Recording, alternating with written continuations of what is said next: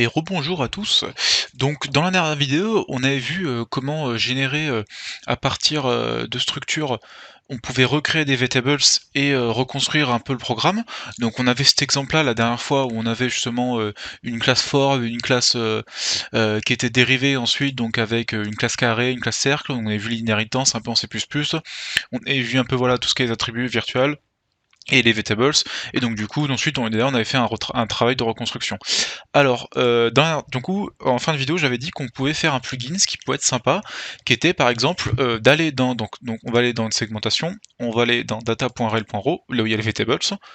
On pouvait par exemple faire un programme qui va parser tout ce segment-là et qui va chercher des vetables et potentiellement, s'il en trouve, donc ici par exemple, hop, donc tout ça c'est cette première vetables pour le cercle et pour le carré, on peut essayer du coup d'en transformer une et donc du coup d'avoir par exemple dans notre local type avoir quelque chose de similaire qui est créé automatiquement. Nous on a dû le renseigner manuellement, mais si on peut avoir un plugin qui fait ça automatiquement, qu'on en a des milliers, ça peut être très pratique. Donc on va voir ça tout doucement. Donc alors, vous allez par exemple dans Fil, moi je vous conseille de faire, c'est d'avoir souvent un petit script command où vous allez faire vos tests un peu dans IDEA, parce qu'en fait le problème des plugins, c'est que vous devez relancer IDEA pour que ça prenne en compte. Donc si jamais vous relancez à chaque fois IDEA pour chaque modification, ça va être très long. Donc généralement ce que j'aime bien faire, c'est que je fais mes petits tests dans le code, dans le script code ici, et après généralement je vais avoir mon petit fichier où je vais mettre justement mon script. Alors on va partir d'un template de base que j'utilise pour quasiment tous mes plugins.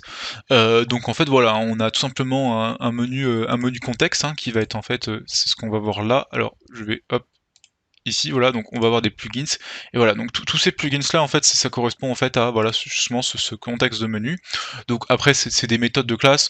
Honnêtement, il n'y a pas grand chose à apprendre ici. Enfin c'est vraiment voilà, c'est un template, donc moi je ne ferai pas d'explication trop détaillée là-dessus. Voilà, dans son cas, moi j'utiliserai tout le temps ce template-là. Donc ensuite, bon, on va pouvoir initialiser notre plugins. Donc voilà, là ici vous pourrez mettre un commentaire sur l'utilisation de notre plugins. Donc ce qu'on va retrouver ici en fait, hein, on va les retrouver dans les ici dans ce genre d'endroit. Et alors, le plus important ici, ça va être vraiment le nom que vous voulez avoir pour votre plugins, et surtout la combinaison de touches pour le démarrer. Moi, j'ai mis Shift F9, donc si jamais je vais sur IDEA et que j'appuie bah, voilà, le raccourci. Alors, c'est une condition que uniquement si cette combinaison de touches n'est pas occupée. Donc, alors, si jamais vous utilisez une combinaison de touches pour votre plugins qui est déjà occupée, bon, forcément, vous serez secondaire, ce ne sera pas utilisé en priorité. Alors, ce que vous pouvez faire, vous pouvez aller dans Options, Shortcut, et voilà. Donc là, vous avez un truc, la conflicting. Donc vous pouvez appuyer sur conflicting only, et hop, du coup, vous pourrez voir à peu près quels sont les problèmes de shortcut. Et à ce moment-là, du coup, bon, vous pouvez soit changer votre combinaison, soit modifier les autres shortcuts. Voilà. Donc ça c'était pour le démarrage du plugin, si jamais vous voulez le lancer avec un raccourci, mais bon, dans tous les cas, la plupart du temps, vous pouvez très bien faire Edit, Plugins, et lancer directement votre plugins. Euh, donc voilà, et ensuite, bon, ici, rien d'important, le seul plus important ici, c'est qu'on va avoir la fonction main, où on aura le démarrage du plugin quand il sera connecté. Donc voilà, alors, pour commencer, ce qu'on peut faire ici, nous, on veut que du coup, dans notre segment, on essaie de détecter des vetables. Alors, pour commencer déjà, ce serait bien qu'on récupère les adresses de début de data.rel.row et de fin. Alors, on va être dans notre dans notre éditeur de script. Donc là, j'ai déjà mis quelques fonctions qui peuvent être utiles. Alors, la doc IDEA, elle est pas très compliquée. Elle peut être un peu mal documentée à des moments, mais c'est pas très grave en soi. Je conseille surtout d'avoir cette page, honnêtement, parce que vous allez trouver beaucoup de codes, d'exemples qu'en fait qui datent des API qui sont anciennes. Donc du coup, c'est vrai que cette page-là peut être vraiment très pratique, surtout si vous voulez voilà avoir la conversion des fonctions de l'API. Sinon, après, voilà, vous avez cette page-là également, qui est donc du coup en fait la liste de toutes les API Python. Alors, c'est bien Python, hein, il y a aussi une API C++, mais je n'en parlerai pas parce que je ne la maîtrise pas tout simplement et je n'utilise pas. Donc voilà, hein, ça c'est tous les modules que vous pouvez utiliser. Bon, globalement, les modules qui peuvent être très utiles, ça va être IDEA Auto, hein, pour avoir des actions automatiques dans votre code IDEA, ça peut être vraiment très pratique. Xray pour tout ce qui est le décompilateur. Et après, voilà, hein, le plus important, ça va être IDUtils, IDC et IDEA API. Donc voilà. Donc quand vous avez une fonction, vous savez pas, hein, vous mettez ici, vous avez votre fonction, voilà. Donc, hop, on peut regarder par exemple un segment, hop, j'ai juste à taper IDEAUtils.segment, je le tape ici, on devrait le trouver, voilà. Donc du coup, ça nous retourne juste la liste des segments de l'image binaire. Donc voilà, donc on va pouvoir l'utiliser. Donc si jamais je fais par exemple seg est égal à id_segment et que je print les segs, je devrais avoir la liste du coup de toutes les adresses. Voilà, bon, c'est un objet générateur, hein, donc on va voir, hop, on va faire segment in segs, hop, voilà, on va print les segments, et voilà, on a la liste de tous les segments ici, donc ça correspond en fait à voilà, tous ces segments ici. Donc on va faire un code qui est un peu plus propre quand même. Donc le but, c'est d'avoir par exemple une première fonction qui, en fonction d'un nom donné, nous retourne l'adresse de début et l'adresse de fin d'un segment. Voilà. Donc on peut obtenir du coup, en fonction d'une adresse, on peut obtenir le début d'un segment et sa fin. Donc avec idc.getMoSegmentStart et getMoSegmentName. Donc là, imaginons du coup que voilà, hein, sur tous les segments, je vais lui dire du coup de me récupérer la fin, donc le début du segment, donc avec idc.getMoSegmentStart, hop, voilà, segment, et end, on va faire la même chose pour la fin du segment. Oh, pardon, hop, ce n'est pas ce que je voulais faire, segment end, voilà, hop, on devrait pouvoir avoir du coup le range de tous les segments. Donc ici, et hop, ce n'est pas bon. Hop, voilà. Donc ici en fait on a le range de tous les segments. Alors du coup si on regarde ici notre segment qui s'intéresse c'est data.rel.row. Alors bon, je triche un peu, j'ai déjà les fonctions qui sont prêtes ici dans utile.py. Donc voilà, ici on peut le prendre. Hop, on va avoir du coup notre segment. Voilà, donc si jamais par exemple je dis je veux récupérer le début ainsi que la fin de mon segment data.rel.row, enfin data, ouais c'est data.rel.row, je vais faire tout simplement un getSegment name avec mon nom, donc .data.rel.row, hop, voilà tout simplement, et je devrais récupérer du coup normalement les ranges, aussi simplement. Hop, voilà. Voilà, donc 3C0, 3CE0 et 3D70. Et ça correspond bien du coup au tout début de mon segment jusqu'à la fin. Voilà. Donc pour le moment, voilà, hein, c'est pas très compliqué en soi l'API DIDA, hein. C'est vraiment que des petites fonctions utilitaires comme ça, et qui combinées peuvent faire vraiment des bons programmes. Donc pour la suite, nous ce qu'on veut faire, c'est qu'à partir donc de data, on va essayer de récupérer en fait tous les offsets en fait qui sont présents ici, et on va essayer de repérer un pattern de vetables. Donc par exemple ici, on peut remarquer que donc on a deux vetables, que ça commence forcément par un keyword de 0, un deuxième keyword qui pointe vers une référence dans le data.rel.row, qui est donc du coup en fait la référence de la vetables, ici cercle, même si on pourra pas vraiment identifier le mot cercle, hein, ça veut rien dire, donc du coup on pourra juste identifier que c'est une référence qui est à l'intérieur de data.rel0. Et ensuite juste après on a des fonctions. Donc du coup, tout ça, on peut essayer de le détecter, hein, c'est un pattern comme un autre. Hein. Donc on peut lui dire par exemple, si tu trouves un keyword qui commence par 0, qui ensuite a un offset qui est contenu dans data.rel.row, et ensuite qui a des fonctions, et bien tout simplement on va pouvoir définir une vetables. Donc hop, nous allons prendre cette fonction-là, que je vais expliquer juste après. Hop, on va la placer ici. Donc voilà, donc on va lui passer donc dans cette fonction à une range donc de start et de end. Donc ici en fait ça va être le start end qu'on a récupéré de notre data rel.row. On va lui dire si jamais donc alors il y a à chaque fois, alors il y a utilise.head, head ça correspond en fait à la donnée que vous allez récupérer ici. Donc si par exemple ici vous avez un DQ, le head correspondra au DQ0. Si jamais j'appuie sur D, là je l'ai séparé du coup en bytes. En fait, le head, ça va être du coup ce DB0, le DB1, voilà. Donc le générateur va défiler en fonction du coup du mot que vous avez mis. Si c'est un keyword, des words, etc. Donc ici, donc dans idiotis.head. Donc de start end, IA, ça va correspondre du coup là dans notre cas, ça sera à ce sera 3C0 E0, 3C E8, 3CF0, 3CF8, etc., etc. Donc là, on va utiliser la fonction getKeyword qui tout simplement va récupérer 8 octets à partir de l'adresse donnée. Donc nous, vu que de toute façon on marche que sur on utilise que des mots des keywords, donc en fait on va utiliser quasiment que ça. On va lui dire de récupérer le keyword, et si jamais il est différent de 0, on s'en fout. Parce que dans tous les cas, le début de la VTables doit commencer par un 0. Alors bien sûr, hein, ça va dépendre des implémentations, je connais pas exactement comment sont définis les VTables en fonction des implèmes, en fonction des OS, etc. Mais bon, là, dans mon cas, voilà, c'est un exemple. Ici, dans ce programme-là, on va avoir une VTables qui va suivre ce pattern-là. Bon, on va essayer d'utiliser ça. Bien sûr, ça dépendra en fonction de vos projets. Donc ensuite, on va lui dire tout simplement d'aller à 8 octets plus loin, et on va récupérer encore un keyword.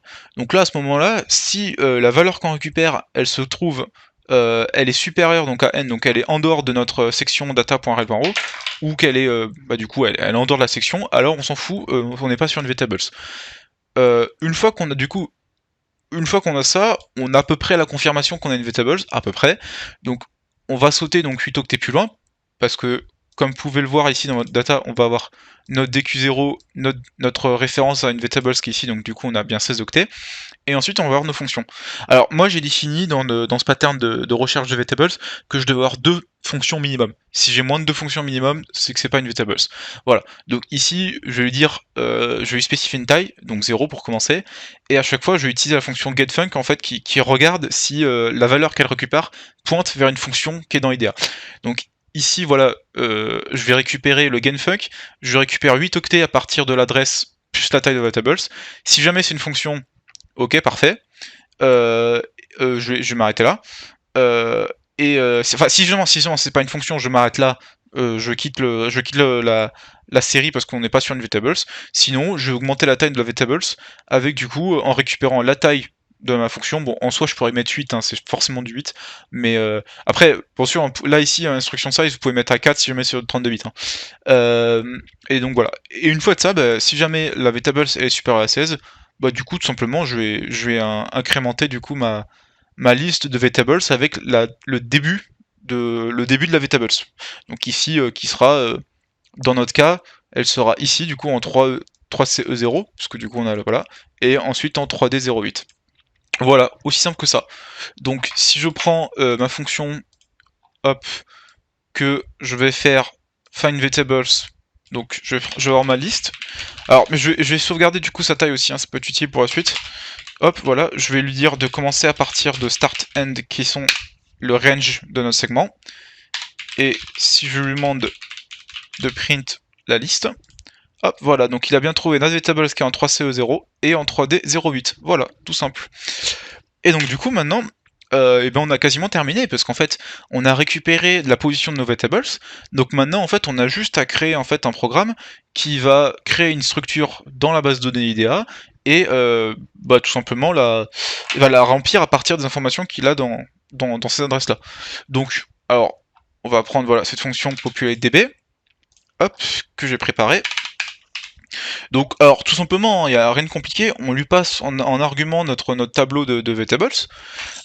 Pour toutes les VTables qu'il y a à l'intérieur, on va créer du coup. Alors d'abord, on vérifie que la VTables n'existe pas. Hein. Si elle existe, on va la supprimer. Voilà, bon, c'est juste comme ça permet d'actualiser si jamais on a eu des changements. Bon, c'est un détail, hein, c'est pas très important.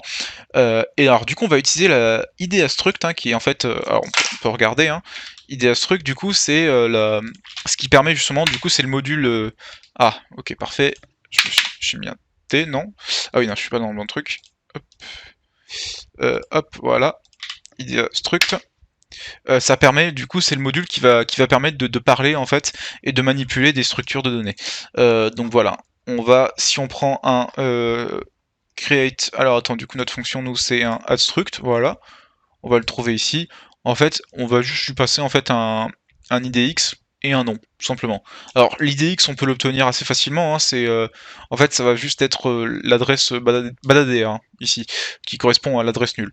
Donc voilà, et on veut lui passer en argument du coup notre nom de VTables. Alors moi j'ai juste mis un temps avec VTables underscore avec l'adresse où elle se positionne. Alors on fait un check hein, si jamais elle n'a pas été bien créée. Donc on récupère un identifiant, cet identifiant on va l'utiliser pour la suite. Donc on sait bien qu'il y a 16 octets entre le début de notre VTables et les fonctions. Donc voilà, on va pouvoir sauter 16 octets. Et à ce moment-là, du coup, comme on a récupéré alors VTables 1 qui contient la taille de notre VTables, pareil ici on va jumper de 8 octets en 8 octets. On va récupérer du coup la valeur à ces adresses-là, et bah, en fait du coup c'est cette valeur là, c'est tout simplement les offsets des fonctions. Donc on peut dire voilà, le nom c'est sub avec l'offset de la fonction, et ensuite on peut utiliser la fonction id_struct.addStructMember. Alors celle-là elle est un peu plus grosse, hein, mais bon c'est pas non plus voilà, hein, il y a rien de très compliqué. Donc on va lui passer en argument du coup la structure, donc là ici c'est l'identifiant de la structure, le field name, mais du coup c'est le nom qu'on va générer, l'offset, des flags, etc. Voilà, vraiment rien de compliqué. Donc ici, hein, voilà, on a juste à faire un id_struct.getStruct, notre ID, le nom qu'on veut lui passer, l'offset, donc ici c'est i, hein, tout simplement. Et ensuite, alors on peut lui mettre ces flags là, moi je lui ai mis voilà, que c'était du coup, que c'était un keyword avec de la data, et ensuite, bon ici il y a un remis, et on peut lui mettre du coup la taille de l'instruction de 8.